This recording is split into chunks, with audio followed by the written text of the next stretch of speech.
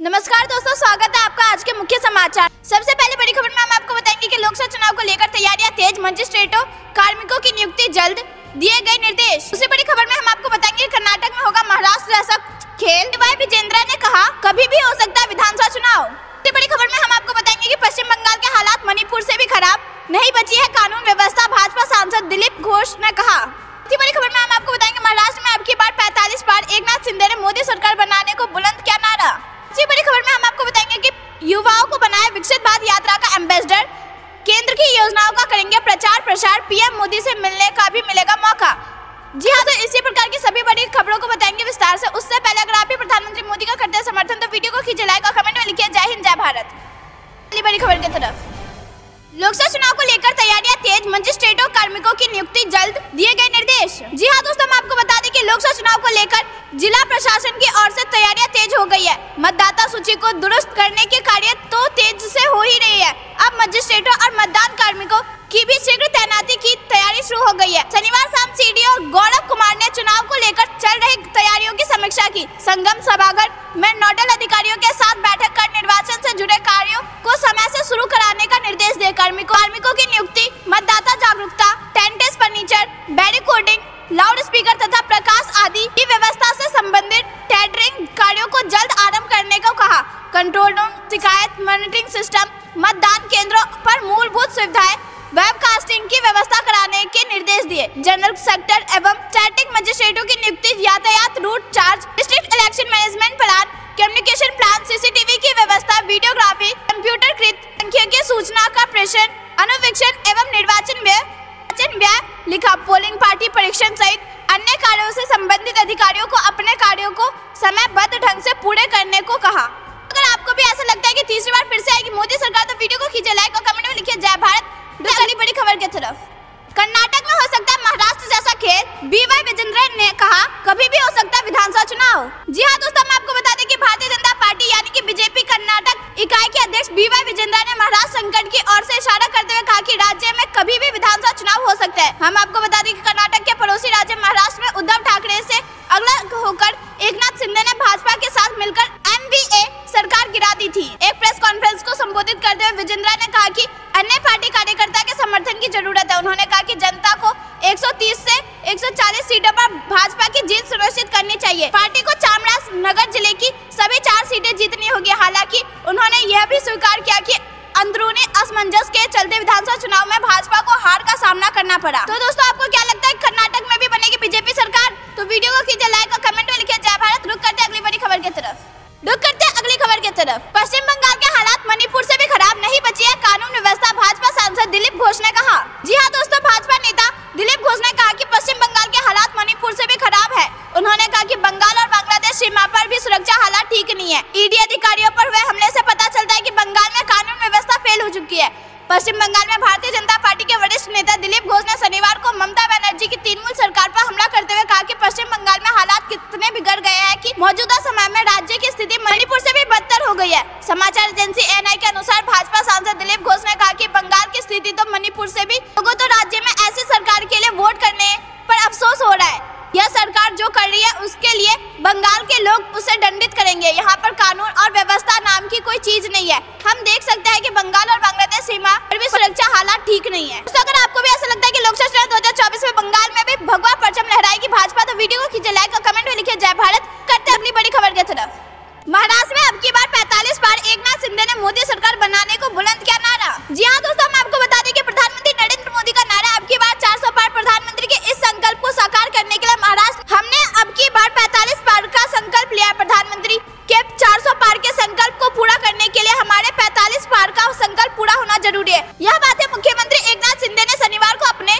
शिव संकल्प अभियान की शुरुआत करते हुए कही। शिव संकल्प अभियान के तहत मुख्यमंत्री लोकसभा चुनाव से पहले पूरे महाराष्ट्र का दौरा करने वाले। शनिवार को उन्होंने पुणे जिले के सिडूर से इसकी शुरुआत की। शिंदे ने वहां शिवसेना कार्यकर्ताओं के सम्मेलन को संबोधित करते हुए कहा कि यदि आप किसी भी संकल्प को पूरा करना चाहते हैं तो इसके लिए कड़ी मेहनत की आवश्यकता होती है। अपनी सारी शक्ति समर्पित करने का दृष्टिकोण लगता है। हमें बाला साहब ठाकरे ने हमें लड़ना सिखाया है, अन्याय के खिलाफ खड़ा होना सिखाया है। उनकी प्रेरणा से हम आज तक काम कर रहे हैं और राज्य में कई विकास कार्य कर शुरू किए हैं। उन्हें कार्यों के आधार पर हम शिव संकल्प अभियान शुरू कर रहे हैं। अगर आपको भी ऐसा लगता है है कि लोकसभा चुनाव 2024 में महाराष्ट्र में अब की बार 45 पार होगा। तो वीडियो को कीजिए लाइक और कमेंट में लिखिए जय हिंद जय भारत। अगली बड़ी खबर की तरफ। युवाओं को बनाए विकसित भारत यात्रा का एम्बेसडर, केंद्र की योजनाओं का करेंगे प्रचार प्रसार, पीएम मोदी से मिलने का भी मिलेगा मौका।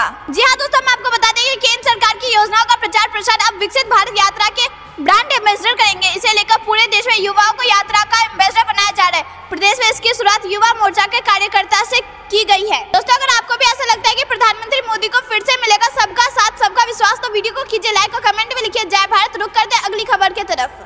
पीएम मोदी पर नफरती टिप्पणी के बाद भारत मालदीव में बढ़ा कूटनीतिक तनाव, विरोध के बाद बैकफुट पर मुहिजू सरकार। जी हाँ दोस्तों, हम आपको बता दें कि प्रधानमंत्री मोदी पर विवादित बयान के बाद भारत और मालदीव में कूटनीतिक तानातानी देखने को मिल रही है। सोशल मीडिया रिपोर्ट के अनुसार भारत सरकार ने इस मुद्दे को मालदीव के समक्ष उठाया है।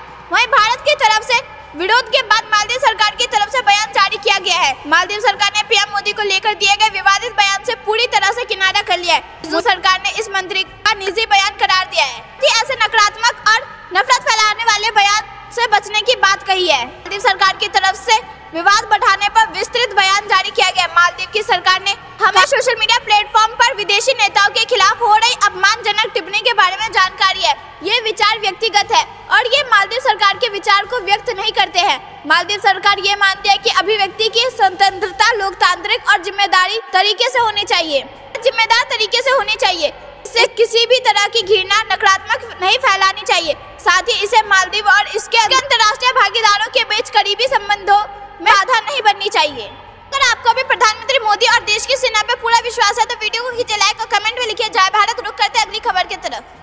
2024 चुनाव से पहले खजाना खोल सकती है मोदी सरकार, बजट में मिडिल क्लास को मिल सकती है बड़ी राहत। जी हाँ दोस्तों, हम आपको बता दें कि आम चुनाव से पहले पेश वाले अंतिम बजट में प्रधानमंत्री नरेंद्र मोदी की अगुवाई में केंद्र सरकार कुछ बड़ी घोषणाएं कर सकती है। इसके लिए तमाम स्तर पर मंथन जारी है। पीएम के अंतिम मोहर के बाद 1 फरवरी को वित्त मंत्री निर्मला सीतारमण इसे पेश कर सकती है। सरकार खासकर किसानों, महिलाओं और युवाओं को कुछ न कुछ ठोस देने की कोशिश कर रही है। इसके अलावा मिडिल क्लास के लिए भी सरकार कुछ राहतों का ऐलान कर सकती है। सरकार की मंशा है कि आम चुनाव से पहले यह महज घोषणाओं न हो और लाखों किसानों तक यह लाभ पहुंच जाए। सरकारी अधिकारियों के अनुसार चुनाव पूर्व लाभ देने के लिए होमवर्क पिछले कुछ दिनों से जारी है। सरकार की ओर से इसका ऐलान होते ही इसे अमल में लाया जा सकता है। घोषणाओं में जिन अहम चीजों पर विचार चल रही है, किसान सम्मान निधि को बढ़ाने के अलावा लाडली बहन योजना की तरह महिलाओं को सीधा आर्थिक लाभ देने जैसे कुछ योजनाओं पर भी शामिल है। तो अगर आपको भी ऐसा लगता है कि लोकसभा चुनाव 2024 में बनेगी मोदी सरकार तो वीडियो को खींचे लाइक और कमेंट में लिखिए जय हिंद जय भारत।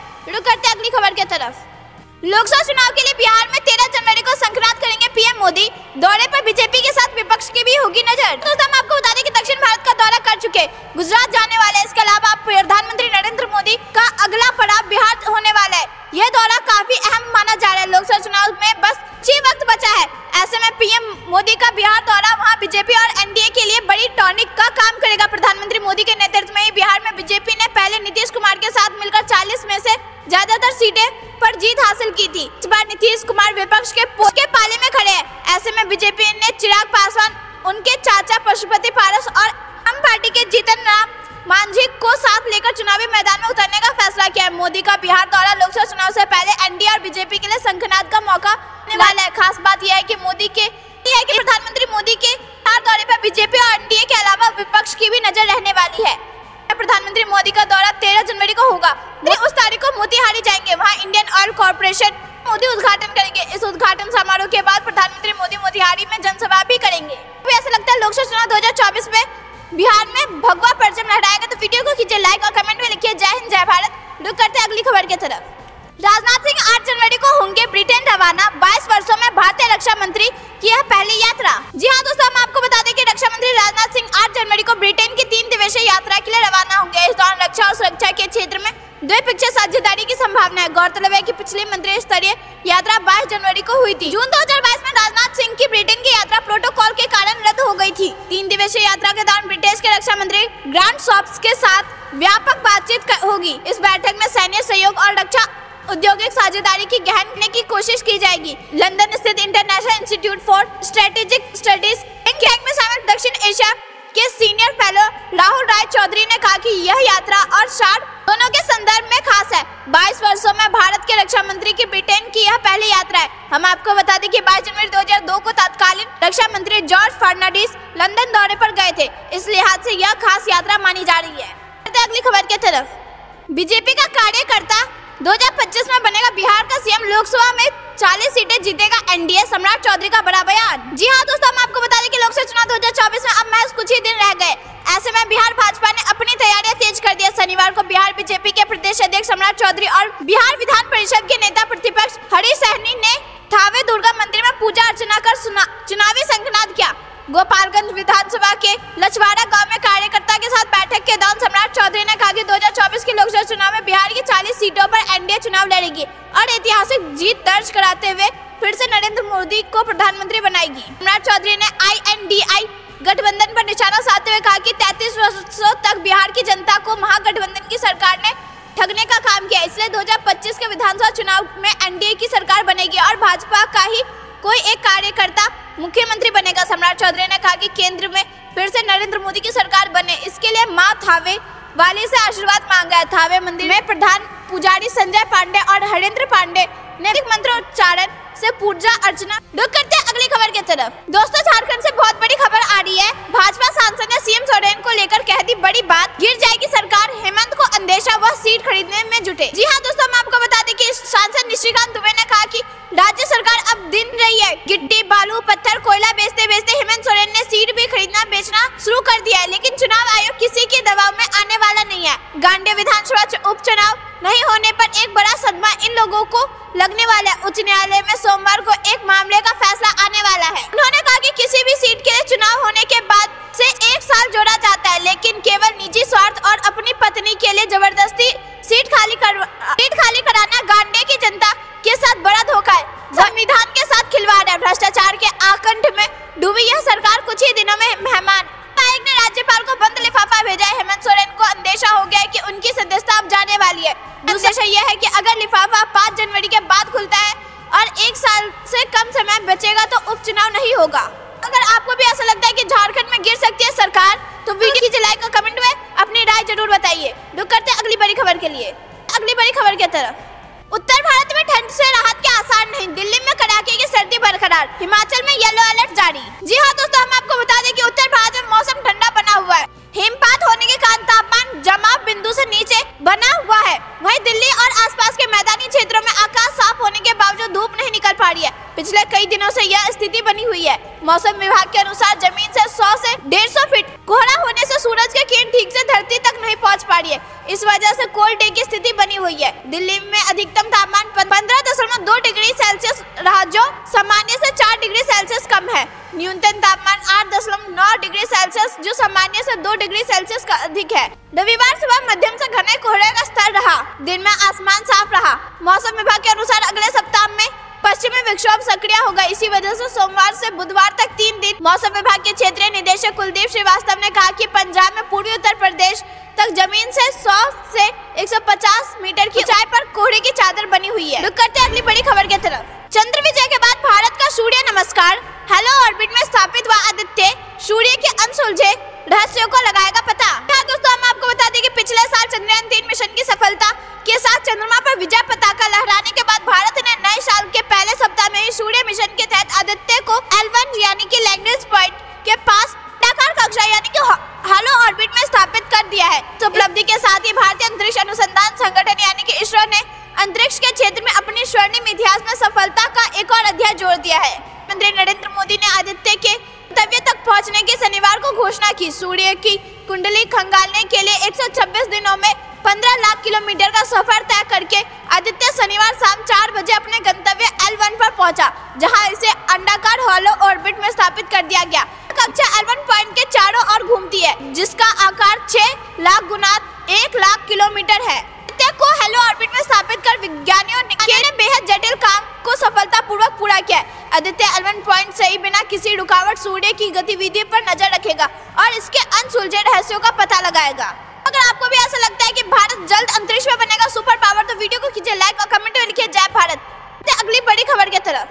दवा कंपनी के लिए सरकार की नई गाइडलाइन WHO मानक का पालन करने का निर्देश। जी हाँ दोस्तों, मैं आपको बता दें कि स्वास्थ्य मंत्रालय ने दवाओं के उत्पादन से जुड़ी नई गाइडलाइन जारी की है। इसमें कहा गया है कि अब देश की फार्मास्यूटिकल कंपनियों को दवा बनाने में विश्व स्वास्थ्य संगठन यानी कि WHO के मानक का पालन करना होगा। दवा निर्माताओं को अपने उत्पादों की गुणवत्ता की जिम्मेदारी लेनी होगी। यह सुनिश्चित करना होगा कि जो दवा बनाई गई है उससे मरीजों को किसी तरह का जोखिम न हो। फार्मा कंपनियों को लाइसेंस के मापदंडों के अनुसार ही दवा बनानी होगी। दवाओं को पूरी तरह से टेस्टिंग के बाद ही मार्केट में उतारना होगा। स्वास्थ्य मंत्रालय की ओर से जारी संशोधित गाइडलाइन में दवाओं को वापस लेने के बारे में भी निर्देश दिया गया है। तो स्पष्ट कहा गया है कि खराब दवाओं को वापस लेने से पहले लाइसेंसिंग अथॉरिटी को सूचित करना होगा। इसके साथ ही दवा को क्यों वापस लिया जा रहा है इसके बारे में विस्तार से रिपोर्ट सौंपनी होगी। बताना होगा कि दवाओं में ऐसी क्या खराबी थी जो इसे वापस लेने की जरूरत पड़ी। अभी तक किसी भी दवा को वापस लेने से पहले लाइसेंसिंग अथॉरिटी को जानकारी देने की व्यवस्था नहीं थी। कंपनियों से कहा गया कि वह अपनी कंपनी में एक फार्माकोविजिलेंस सिस्टम बनाए। यह एक ऐसी निगरानी प्रणाली होगी जो कंपनियों की दवा की क्वालिटी पर नजर रखेगी। अगली बड़ी खबर की तरफ, यूपी के लिए भाजपा का स्पेशल प्लान, 20,000 से अधिक आबादी वाली जातियों पर फोकस। जी हाँ दोस्तों, हम आपको बता दें कि केंद्र की सत्तारूढ़ भारतीय जनता पार्टी लोकसभा चुनाव की तैयारियों में जुट गई है। प्रधानमंत्री नरेंद्र मोदी ने खुद इसकी कमान संभाल रखी है। भाजपा की रणनीति के मुताबिक चुनावों की तारीख की घोषणा से पहले तमाम बड़े नेता रैली करने वाले हैं। इसके साथ ही पार्टी दूसरे मोर्चे पर भी रणनीति बनाने में जुटी है। बीजेपी की योजना के अनुसार जिलों में जाति आधारित बैठक बढ़ाई जाए। इस दौरान छात्रों और युवाओं के बीच पीएम मोदी की वैश्विक छवि की चर्चा की जाएगी। आपको बता दें कि यह योजना यूपी बीजेपी की ओबीसी विंग ने 2024 चुनाव को ध्यान में रखते हुए तैयार किया। उत्तर प्रदेश में लगभग 50% से अधिक ओबीसी आबादी है। विपक्ष भी जाति जनगणना का मुद्दा उठा रहा है। इसे देखते हुए जाति आधारित बैठक महत्वपूर्ण साबित हो सकती है। इकोनॉमिक टाइम्स की रिपोर्ट के मुताबिक बीजेपी हर जिले में ऐसे समुदाय की जातीय बैठक की जिसके पास 20,000 से ज्यादा वोट है। इन समुदाय से संबंधित कम से कम 250 कार्यकर्ता या स्थानीय नेताओं के साथ साथ 5 सामाजिक कार्यकर्ताओं की पहचान की जाएगी जो मिलकर इन जातीय सम्मेलनों का संचालन करेंगे। अगर आपको भी ऐसा लगता है कि लोकसभा चुनाव 2024 में यूपी की सभी 80 सीटें जीतेगी बीजेपी, तो वीडियो को खींच लाइक और कमेंट में लिखिए जय भारत। करते अगली बड़ी खबर की तरफ, घुसपैठ कराने के लिए पाकिस्तानी सेना ने नियंत्रण रेखा पर लगाई आग, सीमा पार से भारतीय क्षेत्र में पहुंची। जी हाँ दोस्तों, हम आपको बता दें कि सीमा पार से आतंकियों को भारतीय क्षेत्र में घुसपैठ कराने के लिए पाकिस्तान आए दिन षड्यंत्र रच रहा है। शनिवार को पाकिस्तान की तरफ से पूंछ जिले की मंडेर तहसील के बालाकोट सेक्टर में नियंत्रण रेखा पर आग लगा दी गई है जो भारतीय इलाके में पहुँच गई है। आग की लिपटें भारतीय सेना की अग्रिम चौकियों तक पहुंच रही है। इस आग की चपेट में आने से भारतीय सेना की ओर से नियंत्रण रेखा पर घुसपैठ को रोकने के लिए लगाए गए घुसपैठिया रोधी यंत्रों को नुकसान पहुंच रहा है। सेना के जवान एवं पोर्टर आग बुझाने में जुटे हुए हैं। शनिवार को सुबह पाकिस्तान की तरफ से लगाई गई आग दोपहर में नियंत्रण रेखा पार कर भारतीय इलाके में पहुंच गई है। इस आग ने आग के पूंछ जिले में मेंढर एवं बालाकोट सेक्टर के एक बड़े हिस्से को अपनी चपेट में ले लिया है। तो अगर आपको भी ऐसा लगता है कि प्रधानमंत्री मोदी के नेतृत्व में आतंकियों को होगा सफाया, तो वीडियो को कीजिए लाइक, कमेंट में लिखिए जय भारत। रुक करते अगली बड़ी खबर की तरफ, भारत के खिलाफ उगला जहर तो मालदीव के राष्ट्रपति विदेश मंत्रालय की वेबसाइट हुई डाउन, पीएम मोदी के ट्वीट के बाद बिलबिलाए चीन के चमचे। जी हाँ दोस्तों, हम आपको बता दें कि मालदीव के राष्ट्रपति और विदेश मंत्रालय समेत तमाम सरकारी विभागों की वेबसाइट 6 जनवरी 2024 की रात को चलना बंद हो गई है। इनके एकाएक रुकने के पीछे हैकिंग का शक जताया गया है। गौरतलब है कि इससे पहले मालदीव के कई अकाउंट्स ने प्रधानमंत्री मोदी के लक्षद्वीप दौरे और भारत को लेकर 6 जनवरी की रात को इन सभी वेबसाइट ने काम करना बंद कर दिया। हालांकि मालदीव की सरकार ने इसके पीछे तकनीकी खराबी का कारण दिया है। बड़ी संख्या पर सोशल मीडिया में इसे मालदीव के लोगों द्वारा किए गए अपमानजनक ट्वीट का बदला कहा गया है। जानकारी के अनुसार अब यह सभी वेबसाइट दोबारा चालू हो चुकी है। गौरतलब है कि हाल ही में प्रधानमंत्री नरेंद्र मोदी ने लक्षद्वीप का दौरा किया था और विदेशों में जाने से पहले यहाँ लोगों को घूमने की सलाह दी थी। मालदीव का हाल ही के दिनों में भारत के प्रति रवैया भी काफी बदला है और इसके लिए राष्ट्रपति मोहम्मद मुइज़ को माने जाते हैं। भारतीय सोशल मीडिया यूजर्स के लक्षद्वीप को बढ़ावा देने पर मालदीव के कई बड़े नामवर अकाउंट सिट गए और भारत प्रधानमंत्री समेत भारतीय संस्कृति पर कई अपमानजनक बातें कही। कहने वालों में मुइज़ की सरकार में शामिल कुछ मंत्री भी थे। अगली बड़ी खबर की तरफ, ज्ञानवापी सर्वे रिपोर्ट मामले में 24 जनवरी को आएगा फैसला, एएसआई ने दाखिल किया था प्रार्थना पत्र। जी हाँ दोस्तों, हम आपको बता दें कि वाराणसी अदालत 24 जनवरी को फैसला करेगी कि मामले में पक्षकारों को ज्ञानवापी मस्जिद पर एएसआई सर्वे रिपोर्ट प्रदान किया जाए या नहीं। ज्ञानवापी सर्वे रिपोर्ट मामले को लेकर कोर्ट ने 24 जनवरी की तारीख तय की है। 24 जनवरी को अब रिपोर्ट सार्वजनिक करने पर फैसला करेगा। एएसआई ने रिपोर्ट सार्वजनिक न करने के लिए प्रार्थना पत्र दाखिल किया था और इस प्रार्थना पत्र पर कोर्ट ने 24 जनवरी की तारीख दी है। हिंदू पक्ष ने अधिवक्ता मदन मोहन यादव ने कहा कि आज शनिवार को सभी पक्षों को एएसआई सर्वे रिपोर्ट मिलनी थी, लेकिन जिला जज ने 26 तारीख की नई तारीख दी है। अब सभी पक्षों को उसी दिन एएसआई सर्वे रिपोर्ट की कॉपी उपलब्ध होगी। इससे पहले वाराणसी की जिला अदालत ज्ञानवापी मस्जिद की एएसआई सर्वे रिपोर्ट पक्षकारों को सौंपने के मामले में 6 जनवरी को फैसला सुनाने वाली थी। हालांकि कोर्ट ने फिर से इस तारीख को बढ़ा दिया और अब इस मामले में 24 जनवरी नई तारीख तय की गई है। इससे पहले शुक्रवार को हिंदू पक्ष के अधिवक्ता मदन मोहन यादव ने कहा था कि वाराणसी की जिला अदालत ने ज्ञानवापी परिषद के सीलबंद रिपोर्ट को खोलने और पक्षकारों को सौंपने के मामले में आदेश सुनाने के लिए 6 जनवरी की तिथि तय की है। अगर आप ऐसा मानते हैं कि अयोध्या का राम मंदिर सिर्फ झांकी और काशी मथुरा भाग्य, तो वीडियो को खींचे लाइक और लिखिए हर हर महादेव। दोस्तों, ये थी दिन भर की सारी जरूरी खबरें। अंत तक बने रहने के लिए आपको बहुत बहुत धन्यवाद। वीडियो को खींचे लाइक और